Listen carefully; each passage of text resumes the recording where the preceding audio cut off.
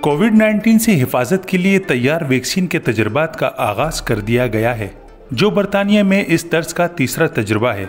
Chap vaccine को Belgium की company Johnson ने तैयार किया है, जो फ्लू के खिलाफ मदाफती निज़ाम में जीनियाती तौर पर तब्दीली पैदा करता है। माहिरीन तिब के मुताबिक इब्तिदाई तौर पर इसके नताइज एक हफ्ते बाद जाहिर होना शुरू होते हैं, जबकि दूसरी बार की वैक्सीनेशन से 90% तक तहफ़्फ़ुज़ हासिल करने का इजहार किया जा रहा है। ताहम इस वबा के खात्मे के लिए मजीद बहुत सी वैक्सीन की ज़रूरत पर भी जोर दिया गया है। फाइजर और बायोएनटेक की तैयार करदा वैक्सीन को भी खुशाइन करार दिया जा रहा है, ताहम इसे अभी तक इस्तेमाल के लिए मंजूरी नहीं दी गई। लिहाजा ये अंदाज़ा लगाना मुश्किल है कि ये उम्र रसीदा अफराद पर कितना असरअंदाज होने की सलाहियत रखती है। वाज़ेह रहे कि इस आलमी वबा के खिलाफ कई ममालिक में वैक्सीन की तैयारी का अमल जारी है और माहिरीन तिब अभी तक किसी हतमी नतीजे पर पहुंचने से कासिर हैं।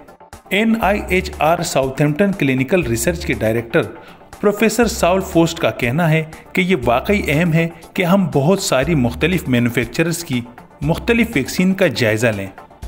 उनका मजीद कहना है कि हम ये नहीं जानते कि इनमें से हर एक वैक्सीन मरीज पर किस तरह असरअंदाज होगी और न यकीनी तौर पर यह कह सकते हैं कि किसी भी मैन्युफैक्चरर से वैक्सीन की फराहमी मौसर और महफूज होगी।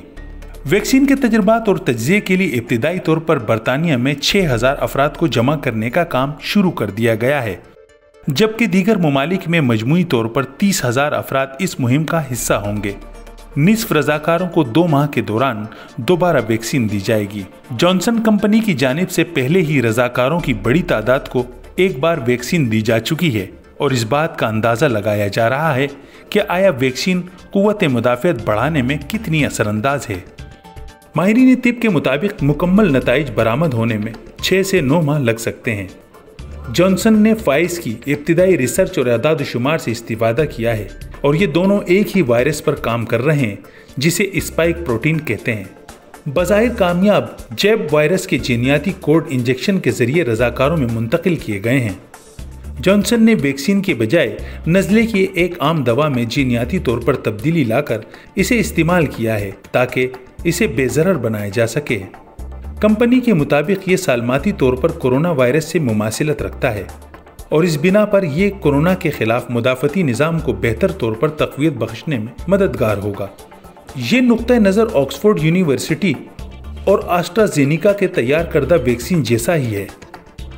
फ़र्क यह है कि जॉनसन की वैक्सीन एक वायरस का इस्तेमाल करती है जो आम तौर पर लोगों को मुतासिर करती है और ऑक्सफोर्ड ग्रुप एक ऐसी चीज़ का इस्तेमाल कर रहा है जो चिंपैंजी को मुतासिर करता है।